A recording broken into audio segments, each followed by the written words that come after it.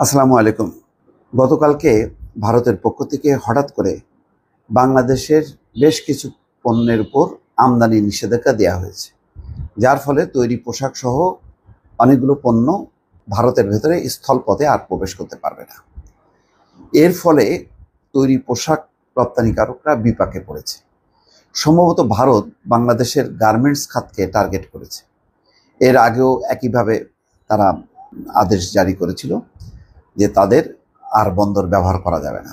এবার এক স্থলপথে ভারতীয় বাংলাদেশের যে গার্মেন্টস পণ্য সেটি নেওয়া যাবে না কলকাতা বন্দরে বা অন্য কোনো বন্দরে। যেই কোনো তাদের বাংলাদেশের রপ্তানি বা আমদানি সেগুলো সমুদ্রপথে হইতে হবে। এর ফলে কি হবে? এর ফলে ক্ষতিগ্রস্ত হবে।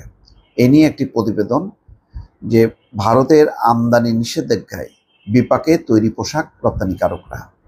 খবরে বলা হচ্ছে বাংলাদেশি কিছু পণ্য আমদানির ক্ষেত্রে ভারতের স্থল বন্দর ব্যবহার নিষিদ্ধ করেছে বাংলাদেশটির কর্তৃপক্ষ। এর আগে বাংলাদেশ ভারতের কিছু পণ্য স্থলপথে আমদানি নিষিদ্ধ করেছিল, তার মধ্যে সুতা অন্যতম। এটা সম্ভবত তার পাল্টা তারা শোধ নিচ্ছে। এর মধ্যে রয়েছে বাংলাদেশি তৈরি পোশাক এবং কিছু খাদ্যপণ্য। ভারতের এই সিদ্ধান্তের ফলে বিপাকে পড়েছে দেশের শীর্ষস্থানীয় তৈরি পোশাক রপ্তানিকারক প্রতিষ্ঠানগুলোর আশঙ্কা এই ধরনের কঠোর সিদ্ধান্ত বাংলাদেশ এবং ভারতের মধ্যকার বাণিজ্যিক সম্পর্ককে আরও খারাপের দিকে ঠেলে দেবে।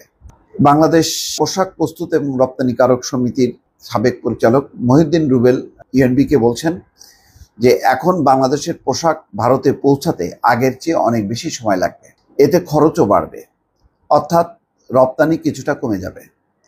তিনি বলেন, বিশ্ব বাণিজ্য যখন নানা সমস্যায় জর্জরিত তখন এমন পাল্টাপাল্টি সিদ্ধান্ত উভয় পক্ষের ক্ষতির পরিমাণ বাড়াবে, ক্ষতির পরিমাণ আরও বাড়বে। এবং দর্শক দেখেছেন যে সাম্প্রতিক সময় মার্কিন যুক্তরাষ্ট্র সহ বিদেশে বাংলাদেশের তৈরি পোশাক রপ্তানির পরিমাণ বেড়েছে। তো এটাকে এখন ভারত টার্গেট করছে। বাংলাদেশে প্রতি বছর গড়ে $50 কোটি পণ্য ভারতে রপ্তানি করে বলে বিজেপির সাবেক এই পরিচালক জানাচ্ছেন।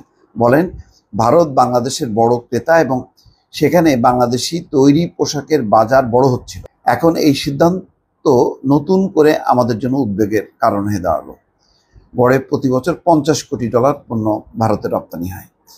ভারতের এই নিষেধাজ্ঞার সিদ্ধান্তে ভুটান বা নেপালের ট্রানজিট পণ্য প্রভাবিত না হলেও সামগ্রিকভাবে ব্যবসায়িক সম্পর্কের উপর এটি নেতিবাচক প্রভাব ফেলবে বলে জানান তিনি। এদিকে রপ্তানিকারকরা বলেছেন, শুধু তৈরি পোশাক নয়, ফলমূল, কার্বনেটেড বেভারেজ, প্লাস্টিক এবং পিভিসি পণ্য, কাঠের আসবাবপত্র সহ বেশ কিছু পণ্যের উপরও ভারতের উত্তর পূর্বাঞ্চলীয় স্থল বন্দরগুলোতে নিষেধাজ্ঞা আরোপ করায় সার্বিক ব্যবসা এবং আর্থিক ক্ষতির আশঙ্কা থাকছে। শনিবার ভারতের শিল্প এবং বাণিজ্য মন্ত্রণালয়ের বৈদেশিক বাণিজ্য অধিদপ্তর ডিজিএফটি এক বিবৃতিতে জানায়, বাংলাদেশ থেকে কিছু পণ্য আমদানির ক্ষেত্রে তাৎক্ষণিকভাবে নির্দিষ্ট বন্দর ব্যবহারে নিষেধাজ্ঞা আরোপ করা হয়েছে।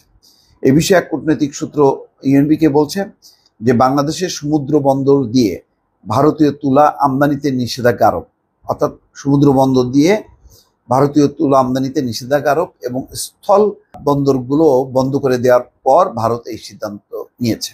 তবে ভারত সরকারের ওই বিবৃতিতে জানানো হয়েছে, ভারতের বন্দর ব্যবহার করে নেপাল ও ভুটানে বাংলাদেশি পণ্য রপ্তানির ক্ষেত্রে এই বিধিনিষেধ প্রযোজ্য হবে না।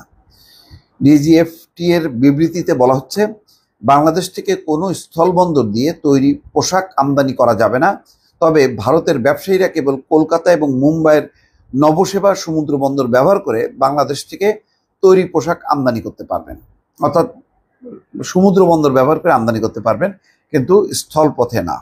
এতে আরও উল্লেখ করা হয়, অবিলম্বে নতুন এই নিষেধাজ্ঞা কার্যকর হবে। পাশাপাশি ভারতের আসাম, মেঘালয়, ত্রিপুরা এবং Mizoram land custom station, integrated checkpost এবং পশ্চিমবঙ্গের চ্যাংড়া বন্দর, ফুলবাড়ি শুল্ক স্টেশন দিয়ে ফল এবং ফলের স্বাদযুক্ত পানীয় এবং প্রক্রিয়াজাত খাদ্য, প্লাস্টিক পণ্য ইত্যাদি রপ্তানি করা যাবে না।